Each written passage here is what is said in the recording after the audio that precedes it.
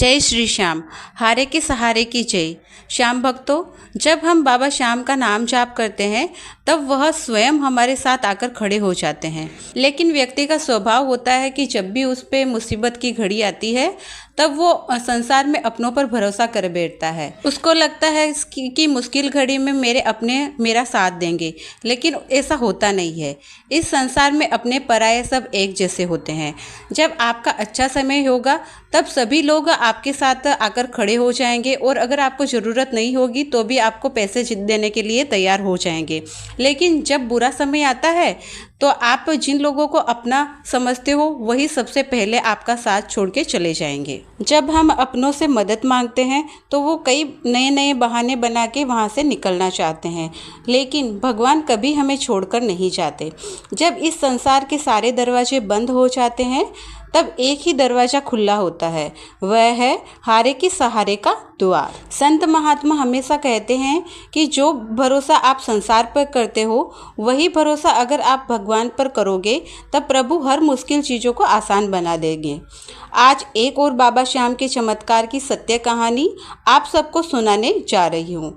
इसको सुनकर आपको भी बाबा श्याम पर विश्वास और ज़्यादा बढ़ जाएगा। वीडियो में बाबा श्याम का चमत्कार देखने के लिए आप वीडियो को अंत तक जरूर देखिएगा। अगर आपको वीडियो पसंद आए तो वीडियो को लाइक जरूर से करिएगा और आपके अपने चैनल भक्ति वाइब्स को सब्सक्राइब जरूर से करें।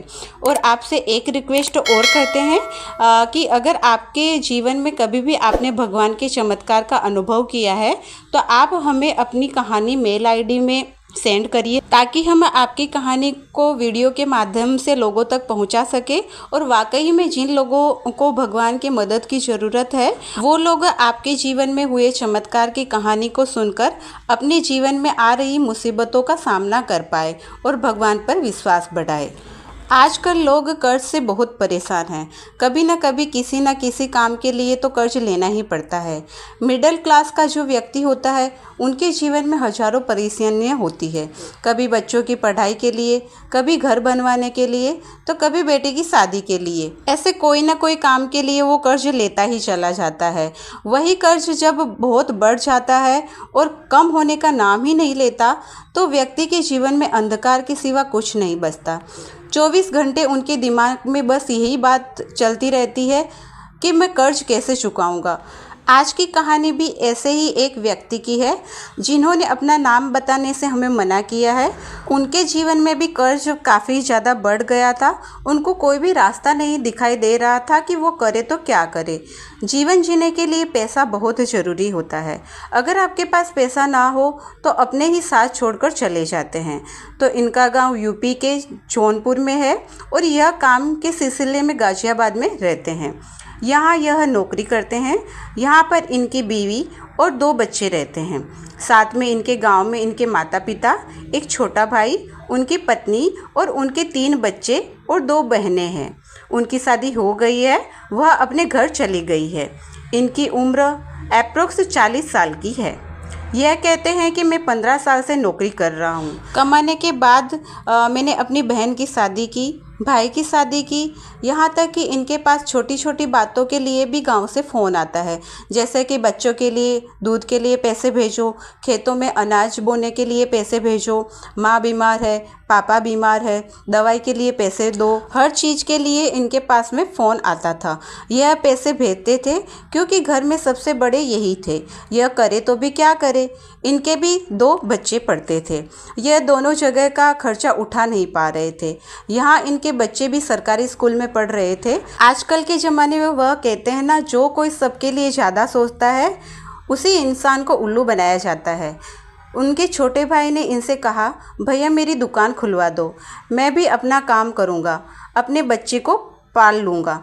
तब उन्होंने कहा कि ठीक है। उनके पास में बचत के नाम पे कोई भी सेविंग नहीं थी, इसलिए उनकी पत्नी ने भी उनसे काफ़ी झगड़ा किया और बोला कि उधार लेके अपने भाई के लिए दुकान मत करवा के दो। फिर भी उन्होंने अपनी पत्नी की एक भी ना सुनी और बाहर से जहाँ पे वो काम करते थे वहाँ से और कुछ अपने दोस्तों से उधार लेके 5 लाख रुपए उन्होंने उधार लिए और ये उधार लेके अपने भाई के लिए गाँव में दुकान करवा की थी। उन्होंने गाँव के एक रोड पे छोटी सी दुकान खरीदी और उसमें 4 लाख का सामान भरवा दिया। और दोनों भाई ने जब कर्जा लिया था तब ये डिसाइड किया था कि दोनों भाई आधा आधा चुका देंगे। तब उनके छोटे भाई ने भी हाँ भर दी थी कि जैसे ही दुकान चलने लगेगी तो ये कर्ज का आधा पैसा मैं चुका दूंगा और आधा आप चुका देना। सब काम अच्छे से हो गया था। सब काम हो जाने के बाद जब 6 महीने बाद दुकान चलने लगी तब इनके भाई ने पैसे देने से इनकार कर दिया।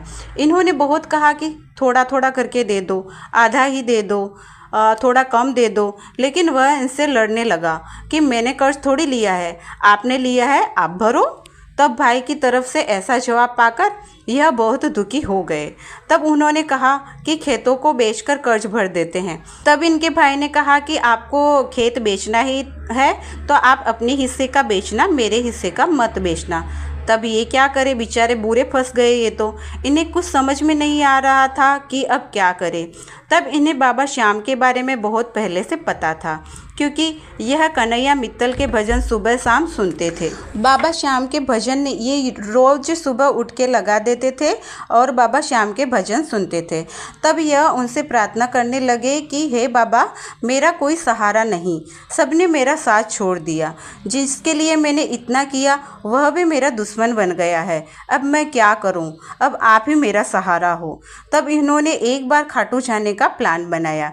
इनकी पूरी फैमिली खाटू धाम गई और वहां जाकर इन्होंने दर्शन किया। इनके एक दोस्त ने उनको एक VIP कार्ड भी दिया था। उसने कहा था कि ये कार्ड से आपको जल्दी दर्शन हो जाएंगे और वहां के पंडित से भी आप बात कर पाओगे, अपनी परेशानी वहां पे बता देना। तब यह वहां जाकर VIP कार्ड दिखाकर पहली लाइन में चले गए।